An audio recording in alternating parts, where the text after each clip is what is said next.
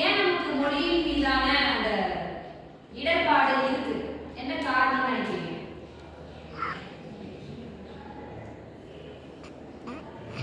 தமிழ்ல ஒரு வாக்கியம் இருக்கு, சொல்லுவாங்க சித்திரமும் கைப்பழக்கம் செந்தமிழும் நாப்பழக்கம் அப்படின்னு சொல்றோம் இல்லையா? அப்போ நம்மளுடைய பயிற்சி முறைகள் சரியாக இல்லாததான் அதற்கு முதல் காரணம்.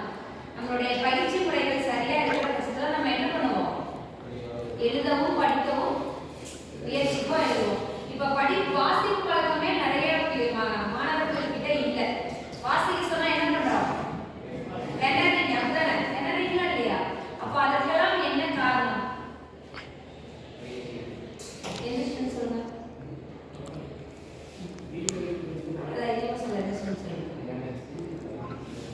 பயிற்சி இல்ல. அப்ப பயிற்சி எடுத்தோம்னா நம்ம என்ன பண்ணலாம்? நல்லா பேசலாம். இன்னொன்னு நம்மளுடைய தாய்மொழி தமிழாக இருக்க வேண்டும். அப்படியா? ஆங்கிலம் நம்ம தாய்மொழியா? எல்லாரும் ஆங்கிலம் தாய்மொழி. ஆனால் நம்ம என்ன பண்றோம்? ஆங்கிலத்துல சரளமாக பேசுகிறோம், எழுதுகிறோம். அப்ப ஏன் தமிழ் மொழியில வர மாட்டேங்குது?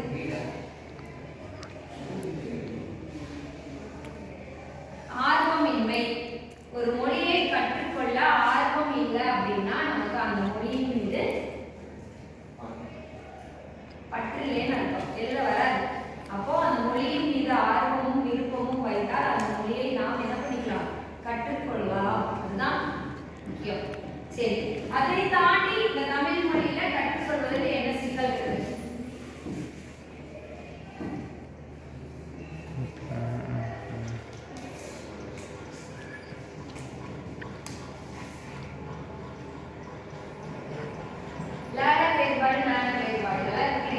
அப்போ இது எல்லாமே நம்ம உச்சரிக்கும் போது ஒரே மாதிரி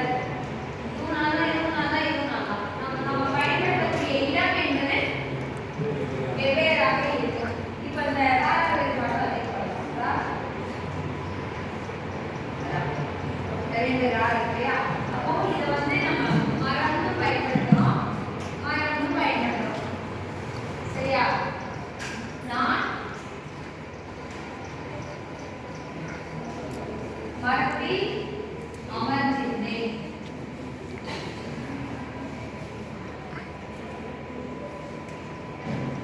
இந்த இடத்துல பாத்தீங்கன்னா நான் இதுவும் மரத்தில் அமர்ந்திருந்தேன். இதுல எது சரியானது?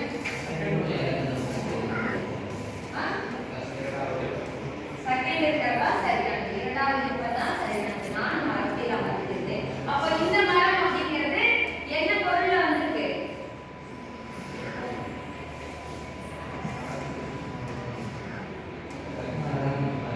மரம் என்ன அர்த்தம்?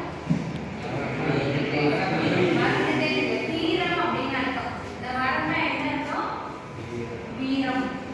அப்போ ஒரு பொருளுக்கும் இன்னொரு பொருளுக்கும் என்னவோ ஒரே இருக்கலாம், ஆனால் பொருள் என்பது வேறுபடுகிறது.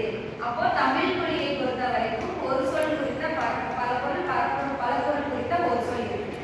இப்ப நம்ம போனா என்ன சொல்லுவோம்? ஒரே ஒரு பொருள் தான். இதுக்கு என்ன பொருள்? அரசன் என்ற ஒரு பொருள் இருக்கிறது. இன்னொரு பொருள் என்னது? மாடு. போனா அது அரசனையும் குறிக்கும், மாடையும் குறிக்கும். அப்ப எந்த இடத்துல பயன்படுத்துறோம் அப்படிங்கிறத பொறுத்து எழுதுறது ரொம்ப முக்கியம். அப்போ இடம் அறிந்து பொருள் தருதல். அப்போ நம்ம அந்த மொழியை கற்றுக்கொள்ளும் போது இங்க என்ன சிக்கல் ஏற்படுகிறது அப்படின்னா, ஒரு சொல் குறித்த பல பொருள் குறித்த ஒரு சொல். அப்ப அந்த சொல் என்ன, அந்த சொல்லுக்கான பொருள் என்ன அப்படிங்கறத நம்ம என்ன பண்ணணும்? தெளிவுபடுத்தி கற்றுக்கொள்ளும் போது மட்டும்தான் நம்ம தமிழ் மொழியில் ஏற்படக்கூடிய அந்த சிக்கலை நாம் நீக்க முடியும். அதே போல மெய்யெழுத்தை எங்க பயன்படுத்தணும் இருக்கணும்? வல்லினம், மெல்லினம், இடையினம் இருக்கும் இல்லையா? புணர்ச்சி விதிகள் படிச்சிருப்போம். இலக்கண விதிகளுக்கு உட்பட்டு நம்ம என்ன பண்ணணும்? தமிழ் மொழியை கையாள வேண்டும். அப்ப அந்த இலக்கண விதிகள் நமக்கு தெரிஞ்சா மட்டும்தான் நம்ம என்ன பண்ண முடியும்? அதை சரிவர கற்றுக்கொள்ள முடியும். இப்ப ஒரு எக்ஸாம்பிள் நம்ம சொல்லுவாங்க, கா சா தா பாவும் போட்டுருக்கீங்க. கா சா தா பா. கா சா தா பானா என்னது? வல்லின எழுத்துக்கள் அப்படின்னு சொல்லுவாங்க. கசர தவற. இந்த கா சா தா பா முன்னாடி மட்டும் ஒற்றுமையும், அதாவது இலக்கணத்தை பொறுத்த வரைக்கும் நிலைமொழி வரும்.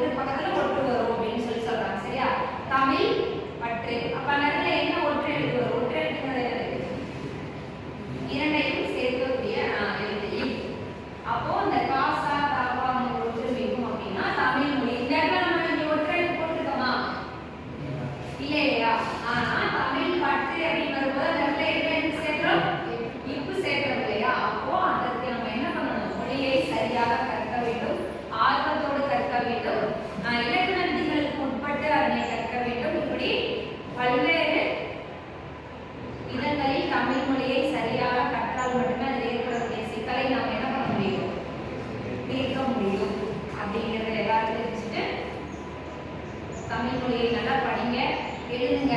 படிக்கிற வழக்கத்தையும் ஏற்படுத்துங்க, எழுதுகிற வழக்கத்தையும் ஏற்படுத்துங்க. சரியா? தான் சித்திரமும் கைப்பழக்கம், செந்தமிழும் நாம் பழக்கம்.